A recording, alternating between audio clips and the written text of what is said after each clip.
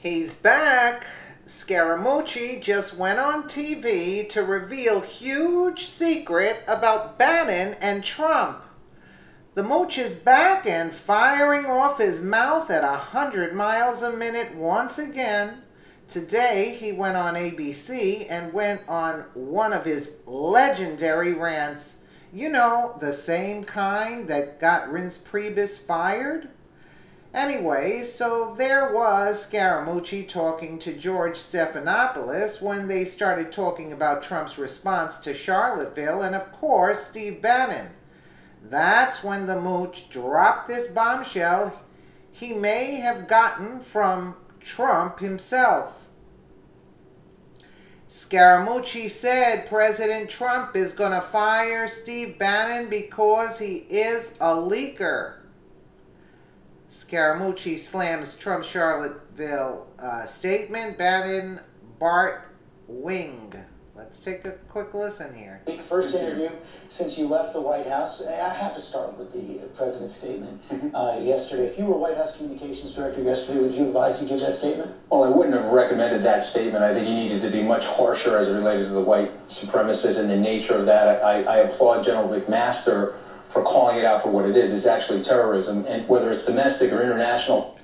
I was just going to say he's a butt kisser at this point from what just came out of his mouth, but let's continue, sorry. Terrorism. With the moral authority of the presidency, you have to call that stuff out. The question is, why didn't the president do that? You know him well. Well, I think Alex mentioned one of the reasons why he doesn't like doing that. He likes doing the opposite of what the media thinks he's going to do. I think he's also of the impression that there is hatred on all sides, but I disagree with it. And so, but here's the thing, whether I was the White House Communications Director or not, I don't think you're going to change the president. The president's going to do what he wants to do, how he wants to do it, but I think it's important for the people around him, George, to give them direct advice, to be blunt with him. I think he respects bluntness and he respects candor, and I certainly would have never suggested him doing that. But is there anyone in the White House right now who said, boy, you just made a real mistake there? I think people are probably reluctant to tell him the truth. Maybe Ivanka would do that. You saw her tweet this morning. Maybe Jared would do that. But you also got this sort of Bannon-Bart influence in there, which I think is a snag on the president. If really wants to execute that legislative agenda that I think is so promising for the American people, the lower middle class people and the middle class people, then he has to move away from that sort of Bannon-Bart nonsense. You mean Bannon and Breitbart? Oh yeah, the whole thing is nonsensical. It's not serving the president's interest.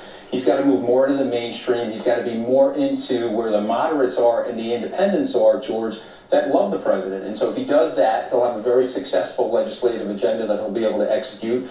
And if he doesn't do that, you're going to see this inertia and you're going to see this resistance from more of the establishment senators that he needs to curry favor with. You've been tough on Steve Bannon. Does he have to go? Well, I think the president knows what he's going to do with Steve Bannon. Which is what? Well, let's leave it up to the president. It's his decision. But I mean, at the end of the day, I think the president has a very good idea of who the leakers are inside the White House. The president has a very good idea of the people that are undermining his agenda that are serving their own interests. They include Steve Bannon? Oh yeah, like, look, I mean, we're not on a phone call and a tape phone call, and there you have it. After blaming Bannon several times for White House discord, the mooch said, I think the president knows what he's going to do with Steve Bannon. Let's leave it up to the president. It's his decision, but at the end of the day, the president has a very good idea of who the leakers are inside the White House. Now, before you jump to Bannon's defense, think back. When the mooch was still at the White House, he went on a rant about the self-serving Reince Priebus and Steve Bannon being possible leakers. A week later, Reince was gone. What happened next? McMaster kicked all of Bannon's people out of the National Security Council. After that, Trump publicly declared his faith in McMaster. Since then, no major intel leaks. Look, there is no proof that Bannon is a leaker. His service is at the pleasure of the president. However, all the pieces are moving into their places, and it does not look good for the former Breitbart editor. I don't know what to make of all of this, but it seems like Scaramucci is like he actually is going now, again, the way the mainstream wants him to speak. You see the difference now? And he's saying like the president should be like the mainstream wants him to be, which that's not Trump.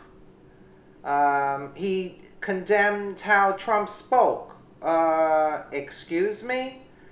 I don't know. Let me know what you guys think in the comments below, because this is kind of weird over here with Scaramucci's take on this. Again, thank you so much for watching.